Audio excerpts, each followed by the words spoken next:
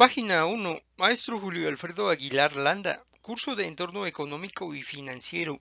Parte 5A de 9. Página 2.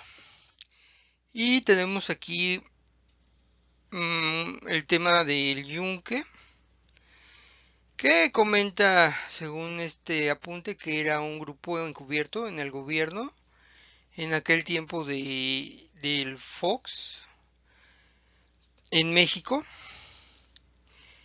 y algunas imágenes de personajes de ese movimiento. Que el yunque, pues sí, es un grupo relativamente secreto,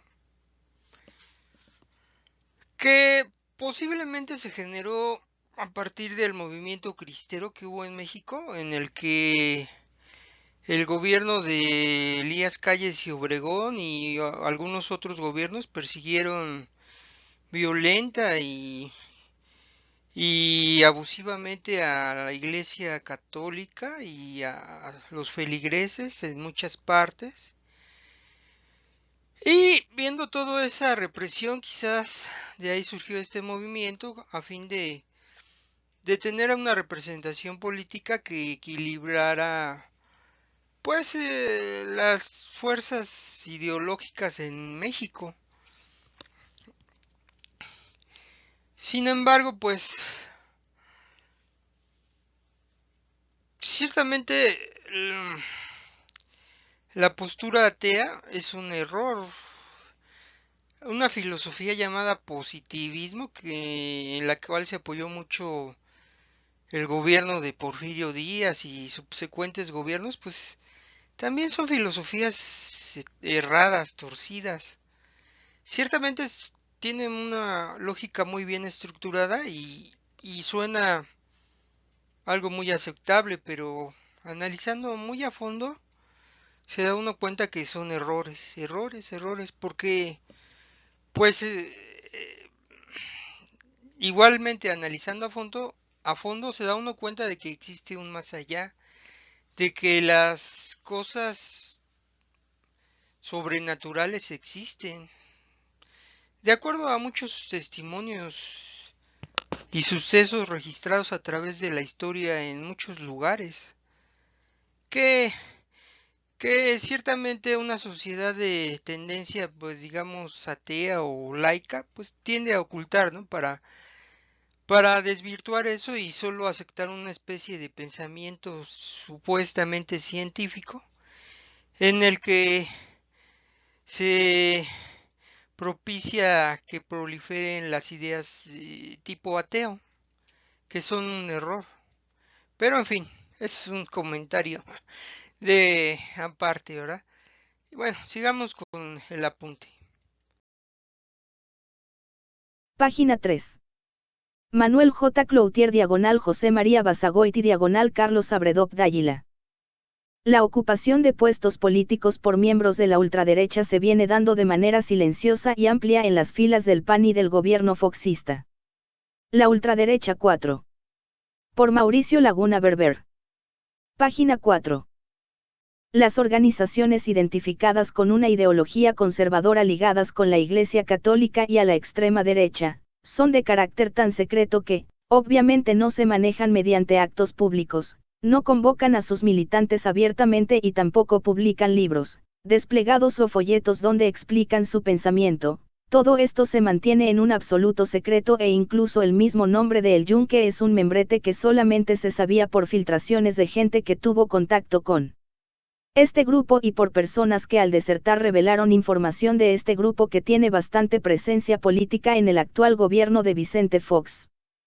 Página 5. En entrevista exclusiva con La Crisis, habla Edgar González Ruiz, maestro en filosofía y actualmente docente del Instituto Mexicano de Sexología, quien tiene una amplia investigación sobre la derecha radical con trabajos publicados como Conservadurismo y Sexualidad, La Última Cruzada, de los Cristeros a Fox, La Sexualidad Prohibida, y El Muro, Memorias y Testimonios, donde se analizan los movimientos conservadores en México y se ofrecen datos sobre algunas de sus redes internacionales. Página 6. Respecto al polémico grupo El Yunque, el cual es considerado como un grupo encubierto, de extrema derecha donde militan varios integrantes del gobierno foxista, González Ruiz precisa que efectivamente existen pocas referencias sobre esta organización y su origen, y son tan pocas que podría mencionar que la primera mención fue por el ex dirigente del Partido Acción Nacional, José Ángel Conchello, el 9 de diciembre de 1990, al hacer referencias explícitas al nombre del grupo conservador. Página 7. La segunda referencia afirma, después de la elección presidencial del 2000 donde sucede un fenómeno que es recurrente en la historia de los negocios políticos, se pelean los triunfadores del poder político entre sí, o los que se asumen triunfadores, y se empiezan a dar filtraciones acerca del Yunque. Incluso señala cómo en esa época se dio a conocer en declaraciones por exmiembros no identificados de El Yunque, que guardaron su anonimato frente a la prensa, pero dijeron, que bueno, o que por fin Dios concedió el triunfo de los ideales católicos a esta sociedad a través de la llegada del PAN al poder. Página 8. Reitera González Ruiz que había muy pocas referencias acerca de El Yunque, pero las declaraciones de gente cercana a este grupo recogidas en mi libro La Última Cruzada y en el libro El Yunque, de Álvaro Delgado, reflejan textualmente que la llegada de Fox a la presidencia es coincidente a estos ideales conservadores y bueno, lo que vemos en la práctica es que se empiezan a llevar a cabo una especie de proyectos que reflejan esa agenda que le digo yo, la ley antiaborto en Guanajuato, que abortó. La propia ley de prohibiciones recurrentes y por tal motivo se han dado allanamientos de clínicas, como sucedió recientemente en Tuxtla Gutiérrez, Chiapas. Página 9. Poca información sobre estos grupos conservadores precisa el experto Edgar González, quien tiene en puerta la publicación del libro Cruces y Sombras. Perfiles del conservadurismo en América Latina, en Perú por ejemplo, hay testimonios y un libro publicados en 2002 que si bien se presenta como un libro novelado, Mateo 10, del conservador Pedro Salinas, se habla curiosamente del El Yunque antes de que se hubieran publicado datos, y menciona a un personaje que fue del Muro en México, que estuvo además encarcelado por sustraer unos expedientes de la UNAM y que luego es fundador de la rama religiosa de El Yunque, Manuel Pereda Crespo. Página 10. Al encontrar estas referencias, señala el investigador, hablamos de una militancia desde los años 60 en grupos conservadores como el Muro y luego en los Cruzados de Cristo Rey, que es la rama religiosa de El Yunque. Existen unos cuantos artículos de Manuel Buendía que publicó en los años 80 y hay referencias en los archivos desclasificados de la Dirección Federal de Seguridad, que han sido también factores que permiten investigar de cerca a El Yunque. Página 11. Los cruzados en el gobierno. De acuerdo con las investigaciones de los profesores Edgar González Ruiz, Ricardo Pérez Montfort y el periodista Álvaro Delgado, la ocupación de puestos políticos por miembros de la ultraderecha en México se viene dando de manera silenciosa y amplia en las filas del PAN y del gobierno foxista. De esta manera vemos destacados cruzados o yunquistas como Ramón Muñoz Gutiérrez, jefe de la Oficina de Innovación Gubernamental de la Presidencia de la República, y Luis Felipe Bravo Mena, presidente del PAN. Página 12. Ramón Muñoz ha sido enlace entre el CEN del PAN y el gobierno de Fox, y desde marzo de 2002 responsable de coordinar el gabinete presidencial con la capacidad de aprobar o vetar funcionarios. Guillermo Velasco Arzac, ex jefe de asesores de Marta Sahagún en la Coordinación de Comunicación Social de la Presidencia y ahora es el encargado de Relaciones Públicas de Vamos México. En la Secretaría del Trabajo, se encuentra su director Carlos Abascal Carranza, además de Francisco Salazar, subsecretario, Jorge Osejo, jefe de asesores, Gerardo Mosqueda, coordinador general de delegaciones federales, Raúl Vázquez Osorio, secretario Barroso, particular, Jesús Rivera, coordinador general de planeación, y Fernando Urbiola Ledesma, director general de presupuesto. Página 13. En la Secretaría de Desarrollo Social, Sedesol, hay integrantes de extrema derecha como Antonio Sánchez Díaz de Rivera, subsecretario de Desarrollo Regional, Gonzalo Robles Valdés, subsecretario, José de Jesús Castellanos, quien inició el sexenio como coordinador de comunicación social y actualmente director general de la Unidad de Enlace, y Gustavo Serrano Limón, coordinador general de Servicio Social. Página 14. Respecto a Luis Felipe Bravo Mena, Su esposa yunquista es Gabriela Romero Castillo, hermana de Cecilia Romero, es diputada federal, actual senadora del PAN y dirigente de la Unión Nacional Cívica Femenina, casada desde mayo de 2001, con Emilio Baños Urquijo, hermano de Fernando, expresidente del Muro y de la Guardia Unificadora Iberoamericana, GUIA, ambas organizaciones fundadas por el diputado panista e ideólogo de ultraderecha Luis Pasos. Otros miembros del Yunque en la dirección del PAN son el primer secretario general de ese partido con la llegada de Bravo Mena fue Jorge Osejo y su relevo, Manuel Espino, el secretario general adjunto, Arturo García Portillo, y el secretario de Acción Gubernamental, Julio Castellanos así como el vocero del CEN, Miguel Ángel Bichique de Gasperín, sobrino de Mario de Gasperín. Página 15. Otros miembros son el próximo gobernador de Querétaro, Francisco Garrido Patrón, y su ex jefe de campaña, el diputado federal Alfredo Botello Montes, así como el senador Marco Antonio Adame, colaborador en materia de imagen de Carlos Medina Plasencia. Otros notables yunquistas son el presidente del PAN en el DF José Luis Luegueta Margo, Salvador Abascal Carranza y José Paoli Bolio. Página 16. Otra prominente militante yunquista es la exdiputada federal del PRI, ex subprocuradora general de la República, María de la Luz Lima Malvido, actual representante cultural de México en Inglaterra quien junto a su esposo Luis Rodríguez Manzanera, fueron dirigentes del Movimiento Universitario de Renovadora Orientación, MURO. Página 17. Masones. http://www.wenceslao.com.mx/masoneria-default.htm. La masonería ha tenido siempre una fama de misteriosa. Se le supone secreta o discreta o semisecreta. Se discute si ha ayudado al aumento de la moralidad en los países y más de 4 masones pierden su tiempo averiguando si su origen está en Quetzalcóatl o Zeus o Adán o Jesucristo o Buda o Isis. Para mí la masonería ha sido un instrumento político de primer orden para el desarrollo de las instituciones del país. Página 18. Entiendo que su intervención en los asuntos públicos de México ha sido benéfica sobre todo en el siglo XIX. Las logias masónicas fueron los partidos políticos que tuvo México en el siglo XIX. He leído este tema y tengo 2 apuntes inéditos. Uno es efemérides masónicas y otro es filiaciones masónicas de los gobernantes de México desde 1759 hasta 2000.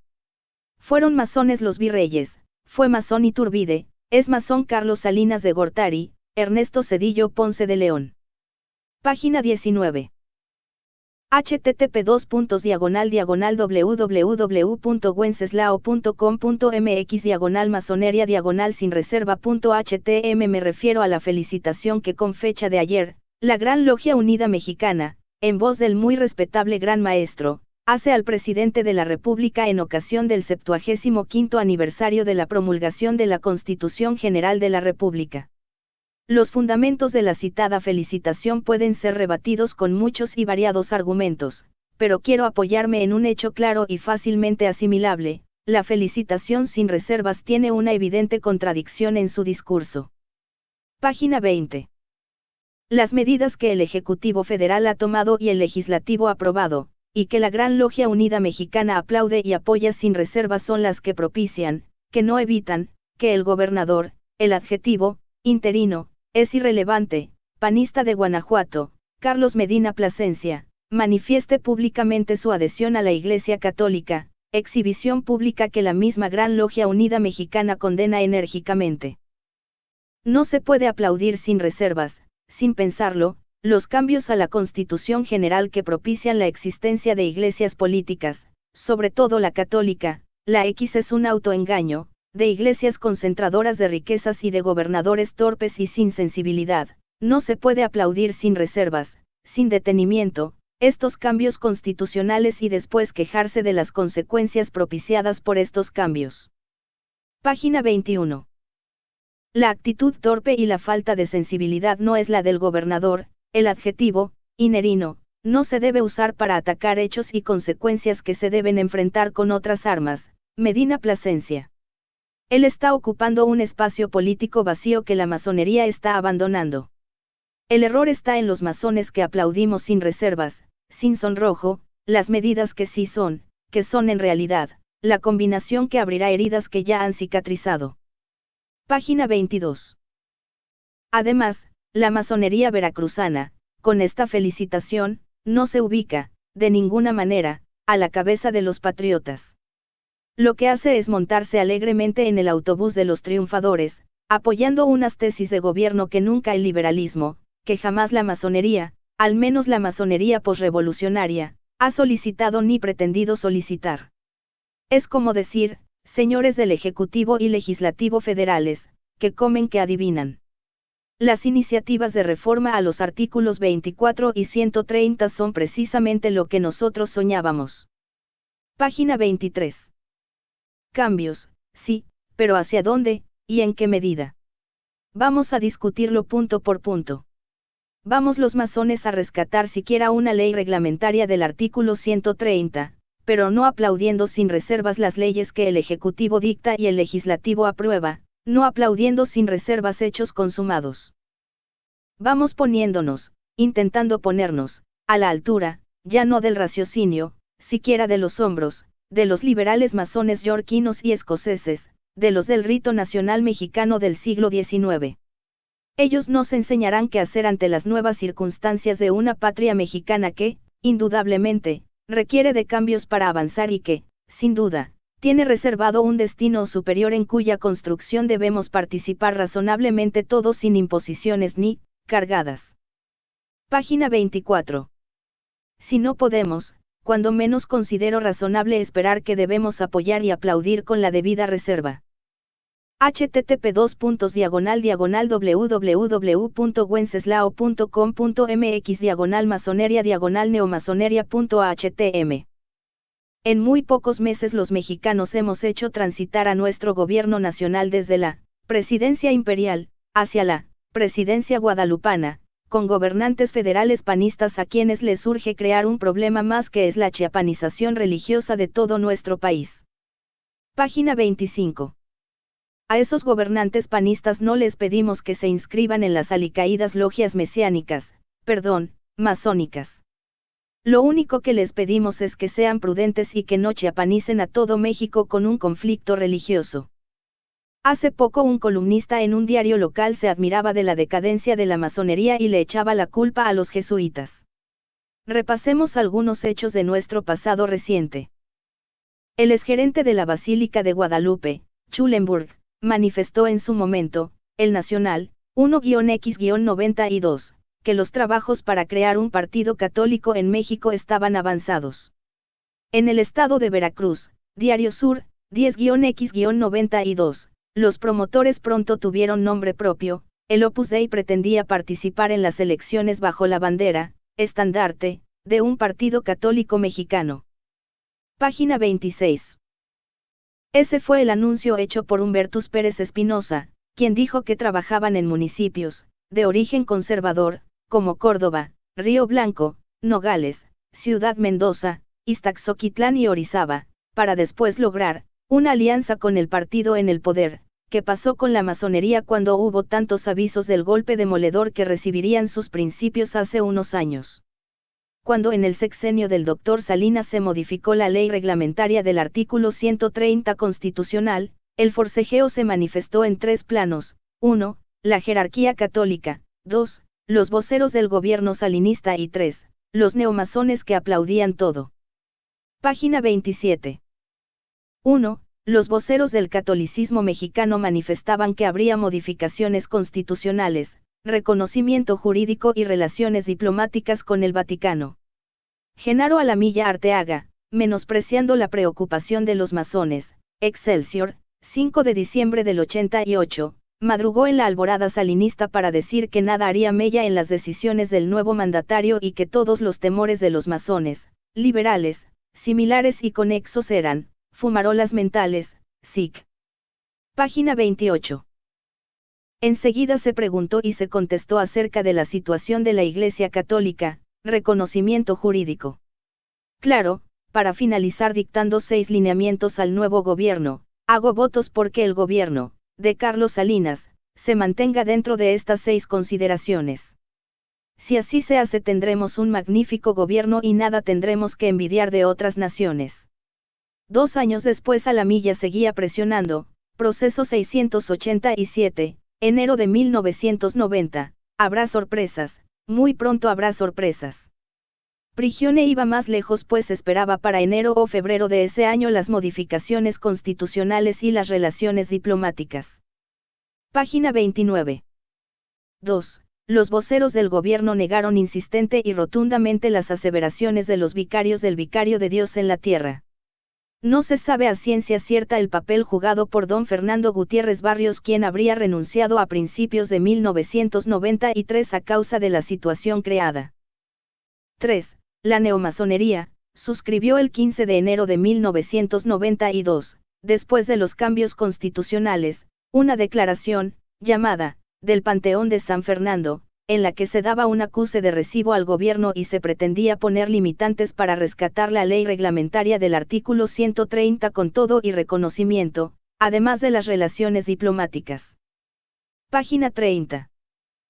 La Gran Logia Unida Mexicana, de Xalapa, había publicado, Diario de Xalapa, 6 de enero del 92, una carta en la que se planteaban 5 condicionantes a la Iglesia Católica para la ley reglamentaria. 1. No hacer inversiones ni poseer medios de comunicación masiva, solución de la Iglesia.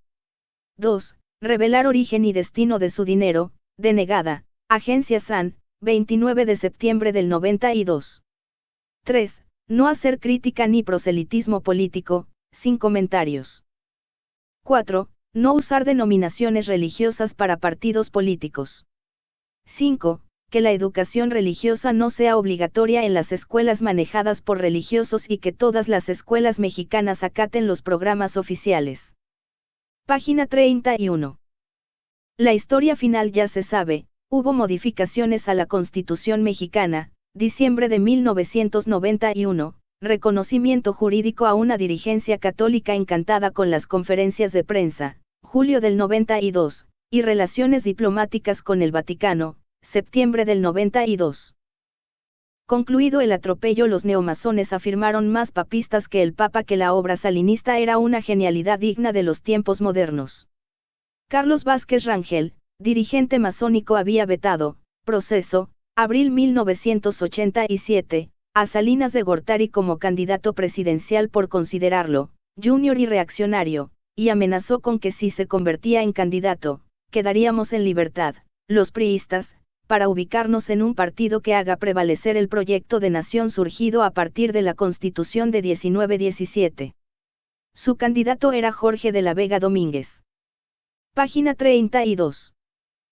Un sexenio después, en octubre de 1992, el mismo Carlos Vázquez Rangel, gran comendador del Supremo Consejo Escocés y presidente de la Confederación Nacional de Organizaciones Liberales, no tan solo no se había ubicado en otro partido, sino que advertía, en vez de salir del PRI, vamos a tomar las riendas del partido. Pero eso no es todo, seguía vetador. Impediremos la imposición de un candidato presidencial reaccionario, dijo a Proceso, número 832, 12-X-92. Ahora los vetados eran Aspe, Zedillo y Colosio, frentazo doble porque a Colosio muerto le sucedió el candidato Zedillo. Los buenos eran Camacho Solís o Gutiérrez Barrios. El vaticinio de los candidatos presidenciales no es el fuerte del masón priista Carlos Vázquez Rangel, o se puede decir que es una especie de Nostradamus a la viceversa, pues resultan electos precisamente los que él tacha, con perdón de Nostradamus, y de Hermes Trismegisto. Página 33. Conclusiones. 1. Muchos esperamos a que acabe el sexenio para empezar a protestar, y mientras el sexenio no se acaba aplaudimos sin reserva a como la Gran Logia Unida Mexicana de Veracruz, en un desplegado de abajofirmantes, DDX, 6 de febrero del 92, aplaudió sin reservas todo lo que hacía el gobierno salinista. Llegó a decir esa Gran Logia que con las medidas salinistas nos ubicábamos, a la cabeza de los patriotas. Escribió el muy respetable Gran Maestro en ese cuarto de plana, señor presidente, los masones estamos con usted. Yo hice pública mi inconformidad el 14 de febrero de 1992 en la plana editorial de un diario local. Página 34. 2. De la decadencia de la masonería mexicana no tiene la culpa los jesuitas. Adivine usted quién. Sociedades secretas y democracia. Por Ataro Era. Las sociedades secretas tienen una necesidad sociológica que las hace aparecer y renacer continuamente. Según los estudios de Maslow, la necesidad de pertenencia es una de las necesidades del hombre como ser social, requiere al menos un cierto reconocimiento y lo encuentra al sentirse íntimamente parte de algo a lo que pocos pueden acceder. En un mundo tan populoso, comunicado y diverso sería frustrante vivir para sentirse reconocido. De ahí la aparición de sociedades cerradas que celosamente guardan secretos y ello hace importantes a cada uno de sus miembros. Página 35. La imaginación popular le ha dado a las sociedades secretas diversas interpretaciones que van de lo romántico a lo satánico y que generalmente se asocian a periodos sociales de apertura ideológica, mentalidad abierta o ignorancia u oscurantismo en otro caso. Sin embargo, no por ser de creencia popular se encuentran lejos de la verdad. De origen distinto a la creación de una sociedad secreta, son sus objetivos o metas. Cuando un grupo social siente superioridad sobre el resto, aprovecha esa oportunidad para beneficiarse lo más posible. Quizá no estemos hablando de ambición, avaricia o prepotencia, tal vez son las armas en la lucha por sobrevivir en un mundo sumamente competido y la soberbia que trae consigo sentirse centro del control y del pensamiento. Página 36. Es aquí en donde una sociedad abierta, ve candorosamente a estas sociedades como el medio de desarrollo del pensamiento y las ideas de avanzada. Sin embargo, una sociedad oscurantista verá siempre a un enemigo demoníaco, porque la ignorancia es el mejor caldo de cultivo del miedo. Y la ignorancia proviene precisamente porque son secretas y no abiertas, y muchos de sus ritos serán interpretados como satánicos a los ojos de quienes ignoran lo que en verdad sucede. También es un hecho que las sociedades secretas más renombradas encuentran como tema de discusión central la religión, ya sean los Rosacruces, los Legionarios de Cristo, los masones, la cúpula del Opus Dei, la congregación judía, los altos dignatarios mormones, el concilio católico u otras infundadas como los protocolos de Sion, todas contienen en su interior orientaciones religiosas, las cuales al desarrollarse en un ambiente religiosamente hostil, seguramente serán calificadas de subversivas, transgresoras o incluso controladoras. Página 37. Pero detrás de las interpretaciones ingenuas o destructivas, se encuentran las verdaderas intenciones de dichos grupos. Es fácil advertir la frágil distancia entre lo puramente religioso y la injerencia social y política. No podemos negar las formas sutiles de intromisión de los grupos católicos en México que fueron descubiertos durante la persecución religiosa en los años 30. Las modernas asociaciones nos dan una visión de lo que puede suceder dentro de las sociedades secretas. En la actualidad las sociedades ya no son secretas, pero sí reservadas a quienes detentan cierta influencia, por ejemplo, la Asociación de Banqueros, las asociaciones de distribuidores de autos, las asociaciones de industriales, las asociaciones comerciales, las sociedades de clase como Club de Leones y Rotarios, que entre sus labores están las de beneficencia, o de origen como libaneses, españoles, chinos, etc. De una u otra forma, estas sociedades mantienen una gran influencia en la política y por consecuencia en la sociedad. Página 38. Es común verlos recibiendo a los candidatos políticos, hacer llegar oficios a las autoridades gubernamentales u opinar públicamente sobre temas de actualidad. Las agrupaciones sociales se han convertido en el medio de comunicación de los gobiernos con sus sociedades civiles. Esto las convierte en una nueva forma de poder, pues los gobernantes se acercan a estas, pensando que con ello obtendrán la aprobación ciudadana, pero lejos de recibir apoyo popular, se les recrimina porque precisamente se acercan a quienes menos interés tienen en el beneficio general y están pensando en sus beneficios particulares. Página 39. Pensemos en problemas sociales comunes a cualquier Estado moderno, los servicios sanitarios, de salud o de educación planteados a quienes se dedican a ganar de la especulación como los banqueros o los comerciantes, seguramente pensarán en cómo maximizar sus beneficios. Apoyarán cualquier proyecto siempre que los consumidores se vean obligados a hacer pasar su dinero por sus empresas, que los impuestos les afecten a los ciudadanos pero no a ellos, que el gobierno invierta sin que les pida. cooperación, etc. Si esto funciona de la misma manera en las sociedades secretas, como es previsible que ocurra, es muy sensato pensar en su influencia para decidir a los candidatos políticos, las políticas sociales y económicas a seguir, la protección a sus agremiados por encima de los intereses públicos, etc. Por ello no debe sorprendernos que tantos presidentes o ministros provengan de sus filas, pues es camino natural que ha seguido la democracia moderna. Página 40.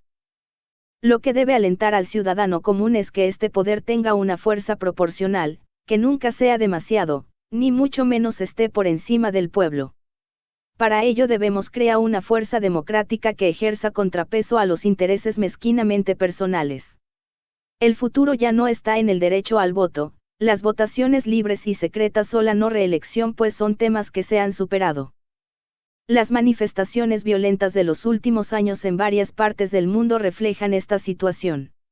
Los ciudadanos ahora quieren tener participación en las decisiones de sus gobiernos, ya no solamente se conforman con elegir a sus representantes, que después nada hacen por su bienestar. Página 41. Las organizaciones que constantemente agreden las reuniones internacionales de comercio, de economía y las cumbres políticas, piden ser escuchadas, tener foros de discusión, que las reuniones no sean solamente para firmar convenios cupulares. Ahora que vivimos en la era de la comunicación, el ciudadano común espera tener suficiente voz para hacer oír lo que le aqueja y lo que necesita. Los gobiernos se han anquilosado en las formas de comunicación con sus gobernados y se han visto rebasados por las expectativas que ofrece la tecnología. Una política renovada debe incluir a quienes poseen el pensamiento de avanzada y mantener comunicación, no confundir con información, con los estratos inferiores de la sociedad, quienes finalmente son los que emiten su voto o su abstención, el voto de indiferencia. Página 42. Mensaje del Presidente de la República.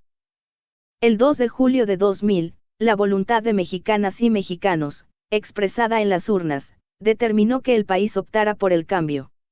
El impulso que despertó entre nosotros una pacífica y ordenada transición para llegar a una democracia plena, debe convertirse en energía colectiva para caminar con paso firme en la construcción de una economía más competitiva y una sociedad más justa y más humana. Nadie puede sentirse satisfecho con lo que hemos logrado como país. Página 43.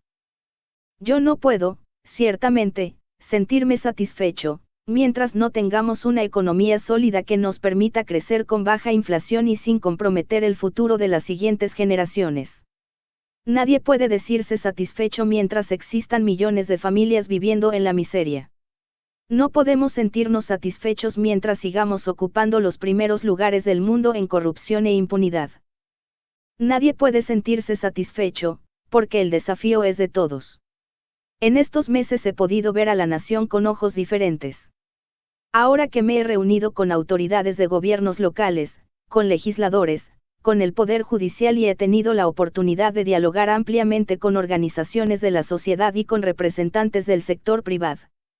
Página 44. Plan Nacional de Desarrollo.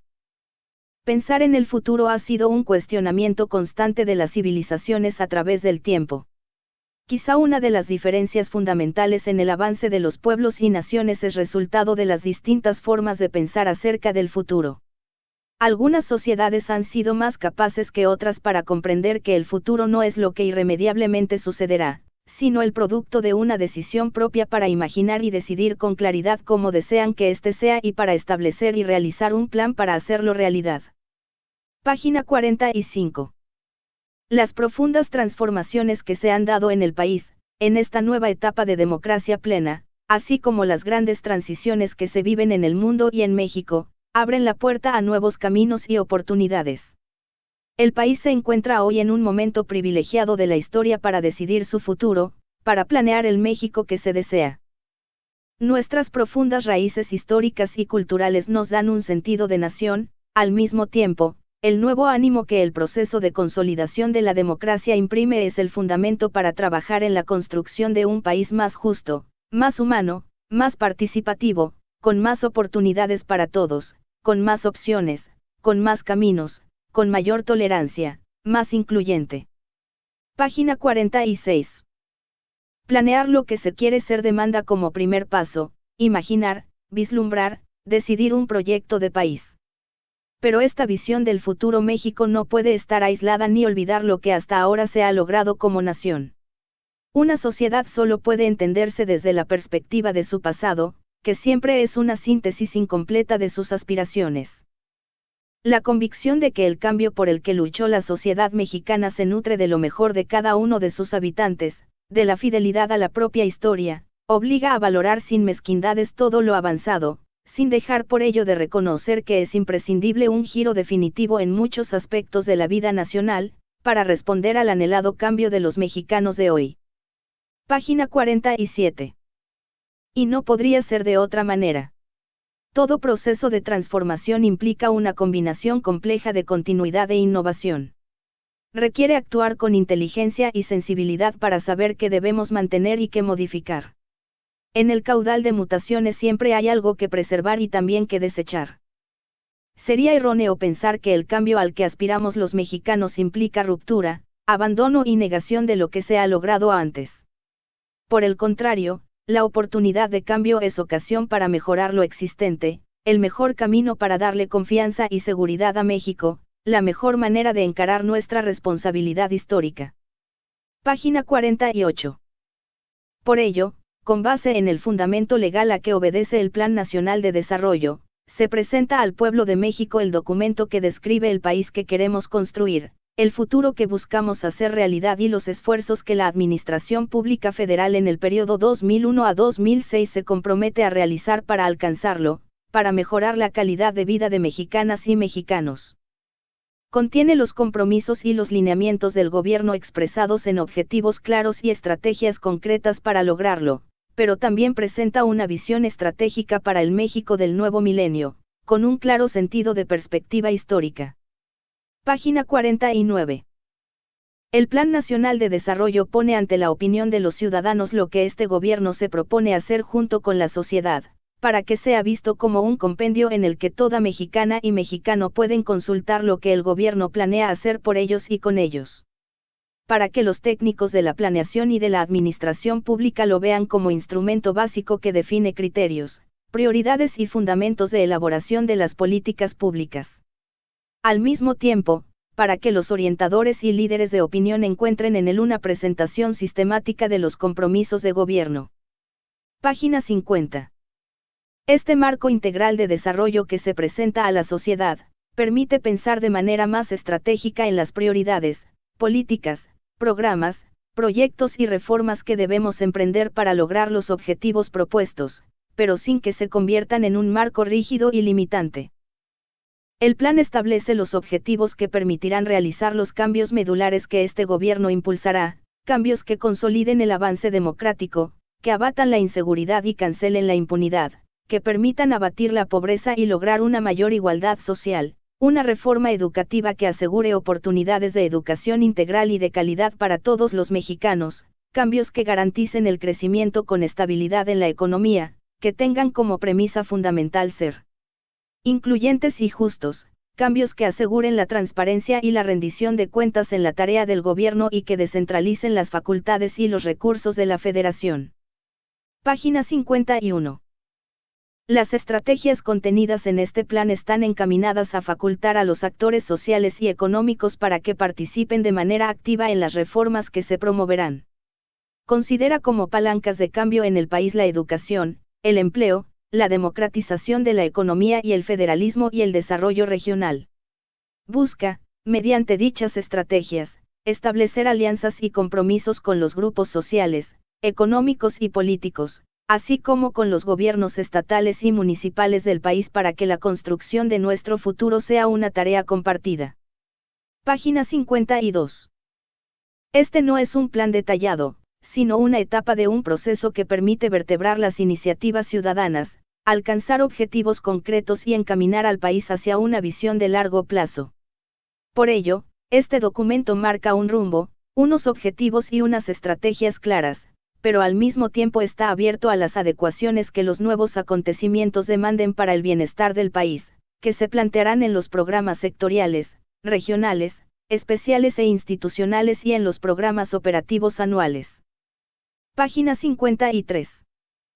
En el marco de un buen gobierno, de una política exterior proactiva y de la vigencia plena del Estado de Derecho, este Plan Nacional incorpora la visión, la misión, los objetivos, las estrategias y los aspectos estructurales del desarrollo en el marco de las 3 prioridades marcadas por los ciudadanos: desarrollo social y humano, crecimiento con calidad y orden y respeto. El Plan Nacional de Desarrollo establece como condición fundamental un diálogo abierto y permanente con los ciudadanos, con las agrupaciones políticas y sociales, con los otros poderes y ámbitos de gobierno, y con la sociedad en general. Página 54. Este documento surge como resultado de un proceso que tuvo como eje central la participación ciudadana amplia y el diálogo abierto con los ciudadanos, con la estructura interna de la Administración Pública Federal, así como con funcionarios de los otros poderes y órdenes de gobierno. Aunque la fase de participación ciudadana para estructurar el plan ha finalizado, el diálogo con la sociedad apenas comienza. Se establecerán mecanismos para que en el marco del Sistema Nacional de Planeación Participativa se realice el seguimiento del cumplimiento y la actualización del plan, obligando al gobierno a permanecer atento a la opinión ciudadana. Página 55. Así pues, este plan y la participación social que implicó constituyen una invitación a fortalecer el papel de los ciudadanos en la conducción del país, quienes al recibir información y encontrar espacios para la expresión, puedan conocer y evaluar los compromisos que los funcionarios establecen con la sociedad, con lo que tendrán una nueva forma de relacionarse con su gobierno, más responsable, más crítica, más participativa, más comprometida. La construcción de un proyecto de futuro común requiere la participación de todos, por lo que el plan es, también, una invitación a las agrupaciones políticas, a las organizaciones de la sociedad, a los productores del campo, a los profesores, obreros, empresarios, intelectuales, ciudadanas y ciudadanos en general a que, de manera unida, luchemos en un solo frente para construir un mejor país. Página 56. Las transiciones redistribuyen riesgos y oportunidades entre regiones y grupos de población, producen ganadores y perdedores, en procesos que se extienden a lo largo de varias generaciones y gobiernos. La dinámica de las transiciones, y la forma como éstas se confrontan, dejan huellas profundas en la sociedad que también son perceptibles por muchos años. Las transiciones no comienzan ni se agotan en el sexenio 2001 a 2006, lo trascienden. Este gobierno surge de la transición y debe gobernar para el cambio, aceptando el reto de renovar profundamente las políticas públicas. Gobernar para el cambio significa aceptar la responsabilidad de largo plazo, con el fin de. Página 57. Aprovechar las oportunidades que ofrecen las transiciones. Mitigar sus efectos adversos. Actuar con plena conciencia de las inercias que propician. Modular, cuando sea deseable y posible, su velocidad. Establecer mecanismos adecuados para compartir los beneficios entre todos. Comentarios sobre algunos rubros del PND del presidente Vicente Fox Quesada. Desarrollo social y humano. Página 58. Junto a los cambios ocurridos en México en materia económica y demográfica durante las últimas décadas, y en buena medida influidas por ellos, se han gestado importantes transformaciones en la sociedad del país. Esta evolución social ha sido compleja y se manifiesta en una amplia gama de fenómenos determinantes de la vida de los mexicanos, desde modificaciones en las percepciones, motivaciones y conductas individuales, actitudes, valores y aspiraciones, entre otros elementos, hasta la recomposición de grupos o agregados sociales y la alteración de los comportamientos colectivos en relación con los asuntos públicos, modos de participación y formas de organización de la gente, por citar algunos. Los cambios que han tenido lugar en los diferentes grupos sociales y regiones del país se han reflejado en una mayor pluralidad y diversidad social y cultural. Como resultado, los mexicanos de hoy son distintos de los de épocas anteriores. Página 59. En adición, el entorno actual de relaciones globales representa tanto riesgos como posibilidades para la creación de oportunidades. Por ello, es responsabilidad del gobierno fijar las prioridades de la acción pública en el desarrollo social y humano. Orden y respeto. La soberanía nacional, en su sentido más amplio, salvaguarda la integridad del territorio nacional, la libertad de su población y el apego irrestricto al Estado de Derecho. México ha decidido emprender una transformación profunda que consolide, en la práctica y en congruencia con el pleno goce de los derechos humanos, el Pacto Federal, la vida republicana y la vocación democrática. Página 60. Una de las prioridades del gobierno actual es garantizar el orden público, con respeto a las libertades y derechos de los mexicanos y al Estado de Derecho.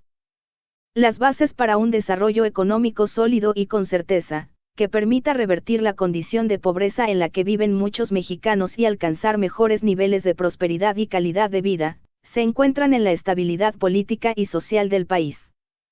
Los mexicanos queremos convivir en armonía con un sistema político que, a la vez que procese adecuadamente los conflictos, nos permita coexistir en la diferencia y unir voluntades en torno a causas comunes, así como avanzar en la consecución del bien común. Página 3. Contenido página. El Yunque, 2. La ultraderecha, 3. Los cruzados en el gobierno, 11. Masones, 17. Chapanización religiosa, 24. Sociedades secretas y democracia, 34. Mensaje presidencial del 2 de julio de 2000, 42. Plan Nacional de Desarrollo, 44.